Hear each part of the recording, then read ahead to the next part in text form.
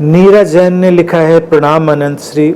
जब कभी intense sensory किसी भी 5 सेंसेस से एक्सपीरियंस घटते हैं तो कॉन्शियसनेस का एक्सपीरियंस अपने होने का एहसास गहरा हो जाता है। इस पर कुछ कहिए। ये तो है ही है, जो भी सेंसरी एक्सपीरियंसेस हैं वो हमको बियॉन्ड सेंसेस ले जाते हैं और बियॉन्ड सेंसेस हमारी कॉन्शियसनेस का फ्लो है। ये जो इंद्रियां हैं ये द्वार हैं हमारे स्रोत की तरफ लौटने का। स्रोत से दूर जाने का भी द्वार है, स्रोत से निकट आने का भी द्वार है। इंद्रियां बीच में घटी हैं, खूबसूरत हैं, उनका अनुभव अपने में अलौकिक है, दिव्य है। इसीलिए जितनी भी साधनाएं हैं वो सब इन पर खड़ी हैं। हम किसी भी इंद्रिय के अनुभव से उसमें प्रवेश कर सकते हैं। हम नाद से प्रवेश करें, हम दृश्य से प्रवेश करें, तो सारी साधनाएं भी हैं इस तरह की, वो हमको हमारे स्रोत की तरफ लौटाती हैं। स्वाद से तुम कभी किसी स्वाद को गहराई से अनुभव कर पाओ, अचानक तुम दिव्य अनुभव करने लगोगे। तुम स्पर्श को गहराई से अनुभव कर पाओ, तुम्हें लगेगा कि तुम सचमुच में पहली बार अपने होने को महसूस कर रहे हो। इसीलिए इंद्रियगत अनुभवों का आकर्षण प्रबल है। कई बार लोगों को लगता है कि क्यों ये इंद्रियां इतनी आकर्षक हैं, क्या इंद्रियों में कोई ऐसा माया जाल है?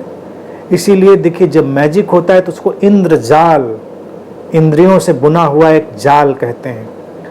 और हमने भारत में देवताओं का जो राजा है, जो पौराणिक मिथक है, उसको भी इंद्र कहा है, यानी कि वो भी ऐन्द्रिक है, सेंसरी है। देवताओं का राजा है इंद्र, यानी कि जब इंद्रियां शुद्ध हो जाएं, परिशुद्ध हो जाएं और हम एक ऊंचाई पर उठें तो हम देवता जैसे हो जाते हैं, हम डिवाइन हो जाते हैं। इंद्रियां गिरे, इंद्रियों के अनुभव पतित हों तो हम असुर हो जाते हैं। तो सुर और असुर की यात्रा भी इंद्रिय के द्वार से ही चलती है। लेकिन देवताओं को भी भारत में हम कहते हैं कि वो मुक्त नहीं है। मुक्त के लिए फिर हम अलग श्रेणी लाते हैं। वो ऋषि हैं, संत हैं, बुद्ध हैं, वो मुक्त हैं। यानी कि इंद्रियों के शिखर अनुभव के बाद जब तक हम उस स्रोत में न लौटें, उस स्रोत में निमज्जित ना हो, उसमें ना डूबें, एब्जॉर्ब ना हो, उससे लयबद्ध ना हो, उससे सिंक्रोनाइज्ड ना हो जाएं, तब तक इंद्रियां ही अपना काम करती रहेंगी।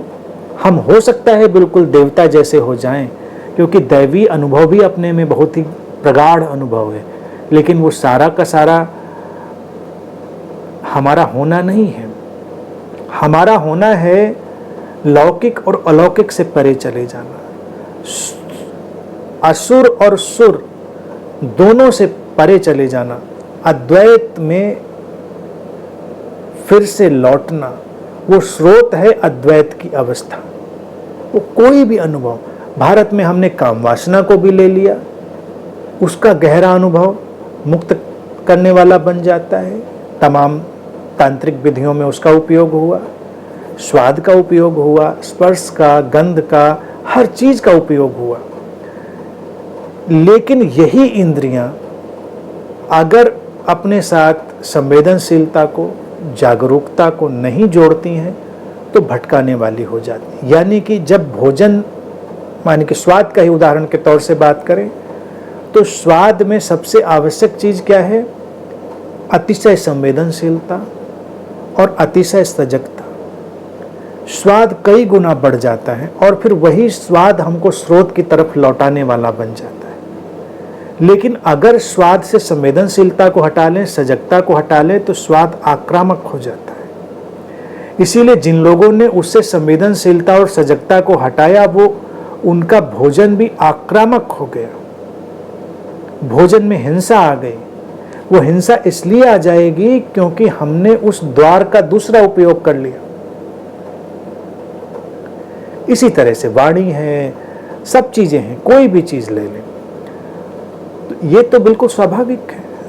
तो अपनी संवेदनशीलता पर काम करना है एक साधक को, अपनी सजगता पर काम करना है, और इंद्रियों को, इंद्रियों के द्वारों को सम्मान करना है, उनका पूरा आदर करना है और उनके प्रति खुलना है। तो कोई भी द्वार हमें हमारे स्रोत की तरफ ले जाने में सहायक हो जाए।